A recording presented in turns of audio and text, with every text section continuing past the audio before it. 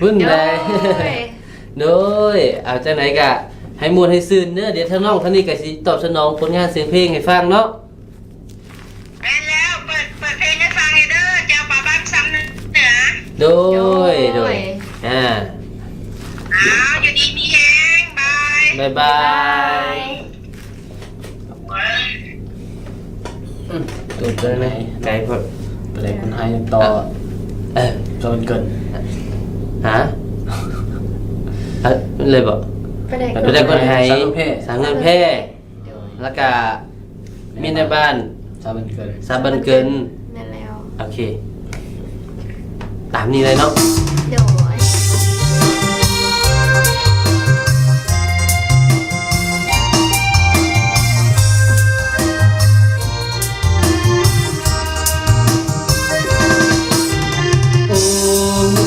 ปลาแดกตอนเช้าเขากินเนื้อแต่ห่างถึงมีเพียงการข้างทางสิ้นสูญทุกอย่างเหลือเพียงการติดความโบราณถึงเจ้าจะสูญราคาไอ้ยังเคยหาน้องนาโอ้ปลาแดกก้นให้เมื่อน้องไปได้เป็นใจอ้ายเธอน้องนาอย่ามัวฝันใฝ่หลงลืมได้คนเขาหลอกงาหากอ้ายบ่มีจืดจางยังรอความหวังเพียงน้องผู้เดียวเพิ่งมีเพียงกายอ้ายยังเห็นห่วงน้องเคยถูกคนเขาลวงอ้ายยังเฝ้าห่วงนวลน้องอ้ายยังหักอยู่หวังเป็นเนื้อคู่อยู่สองเคียงคอบ่แม่นอ้ายอยากมาลองอ้ายหวังปองน้องนางดังไม้โอ้ปลาแดกก้นให้ฟ้าละไงเจ้าเปิดเจ้ายังประเสริฐเลิศวิไลอ้ายยังหักอยู่หวังเป็นเนื้อคู่อยู่สองดวงใจขออยู่เป็นคู่แนบกายอ้ายยังทนไว้ด้วยใจหักมันจะเกี่ยวทางนี้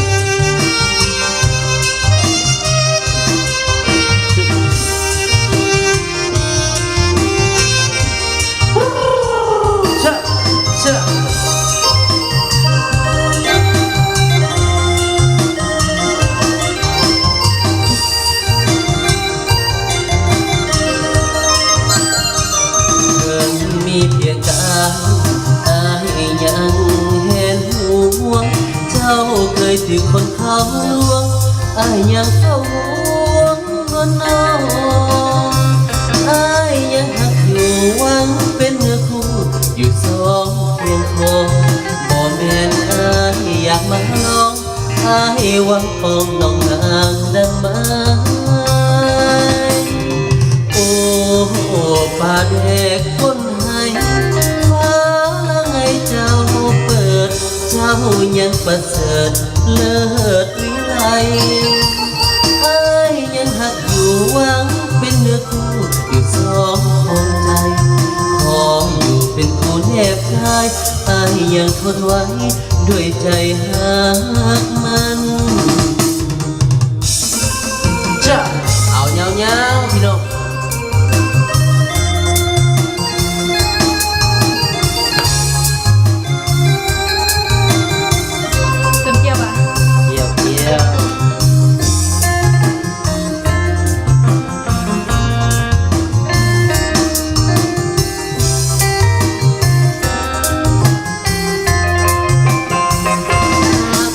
แห้ง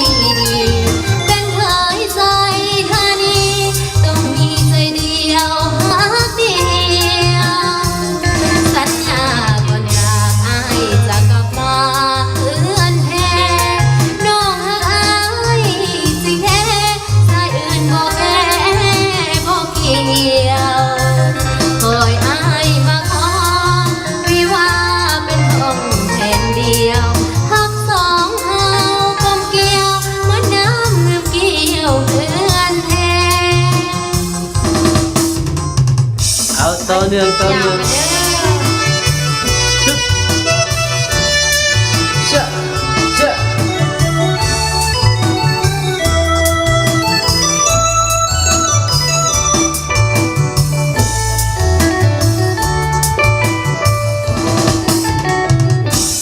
เป็นเมียนายบ้านจอมควันจงเข้าใจ น้องจงเห็นใจใหญ่ใจกว้างคือแม่น้ำคองขอลองแค่แลงงแงหน้าบุญกองจักหน่อยสาวอ้านสิมองสิมนมองต่อหน้าที่เป็นเมียในบ้านยิ้มหวานหวานเว้าม้วนม้วนผู้เสียสละก็ขอบส่วนจมส่วนหน้าที่สามีผู้จักใจแย่จำแนกผิดถึกส่วนดีผู้หน้าที่สามีคือหักใส่ภาษาสนเป็นนายบ้านบางวันก็หัวปันลงเลิกวิเวียกขึ้นทางแก้ไขปัญหาความยากจนติดตามคดีเรื่องกีฬาขโมยโจรเพื่อพ่อแม่ประชาชนต้องสู้อดทนให้ตามหน้าที่เป็นเมียในบ้านจงควันจงเข้าใจป้องกันกองมาสุนใหญ่กันไว้จนแก่เหตุร้อนหน้าที่อย่าไปใจน้อยว่าผัวลอยเฮ็ดแล้วบ่ดีการใจหันน้อยบ่เคยมีบททำหน้าที่บ่เคยนอกใจ เรียนบ่เนาะบ่เคยน้องไป บ่เคยมีแต่นอกกายพี่น้องเลย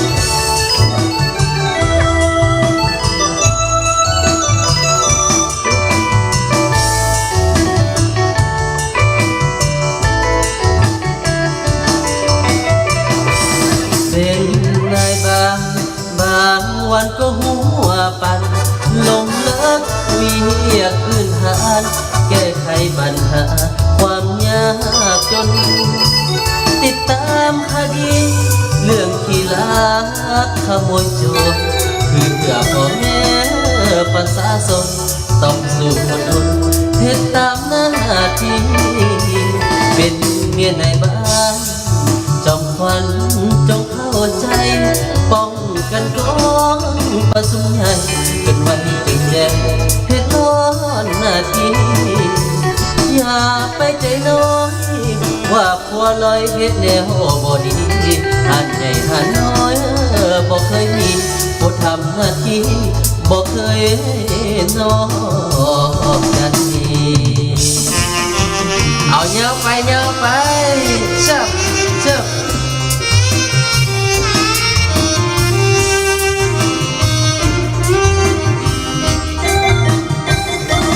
ได้ฟังเสียงเพลงระหวานของบ่าวบ้านไกลแม่นแท้บ่ว่าไอ้ลงไหลน้องหักปากใจเพียงสาวบ้านเกิดบ่เหมือนคำเว้าเมื่อพบอายแต่ไอ้ทำเงินอยากแค่นอลงหักสู่เพิ่น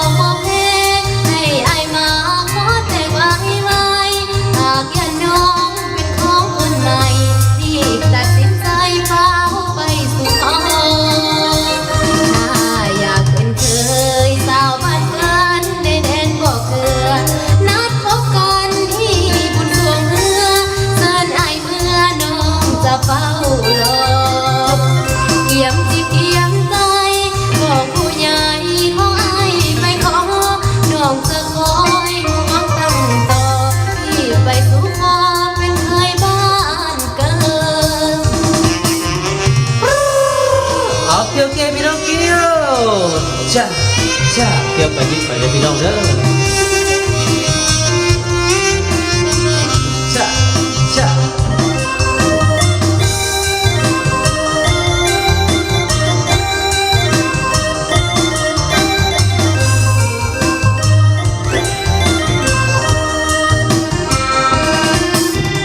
น้องยังคอยอายุทุกวันบอกเคยลงลืมคำมันยันแต่ไอ้นั้นละที่เปลี่ยนใจถ้าดอกบอกเพลงให้ไอ้มาขอแต่งไว้หากจะน้องเป็นของคนใหม่ที่ตัดสินใจเฝ้าไปสู่ขออยากเป็นเคยไทยบ้านกันในแดนบ่อเกลือ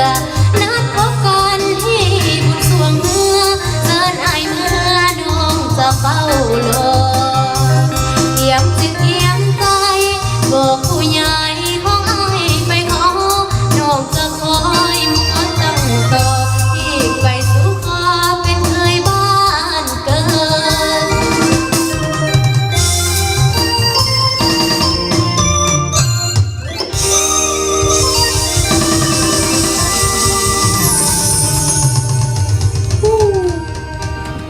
คือว่าสมมาพระควรเนาะลวดให้เลยเนาะลวดให้ทางแฟนรายการเฮาได้มนต์ได้สื่อนำกันนะแต่ตอนนี้เนาะเบิ่งเวลานี่ก็หมดเวลาเนาะแล้ว ไว้วันอาทิตย์จะค่อยพบกับทางน้องสินเตือนวันอาทิตย์เนาะ ไปแล้ว ส่วนวันพฤหัสนี่จะเจอกับทางน้องสาวกาน้อย แม่น แต่ว่าตอนนี้เวลามืดน่าเสียดายว่าซั่นซะ แม่น กำลังมวนปะ กำลังมันอยู่ บ่อยากจัด แฟนรายการก็อาจจะรู้สึกคือกับของเราเนาะ บ่อยาก แต่ก็บ่เป็นหยัง จัด เนาะเวลามาฮอดแล้วก็ถือว่าถ้าต้องได้ไปไว้ซั่นซะเนาะ เอาขอบใจแฟนรายการทุกท่านที่ให้เกียรติติดตามชมรายการมามวนน้ำกันตั้งแต่ต้นจนจบรายการเนาะ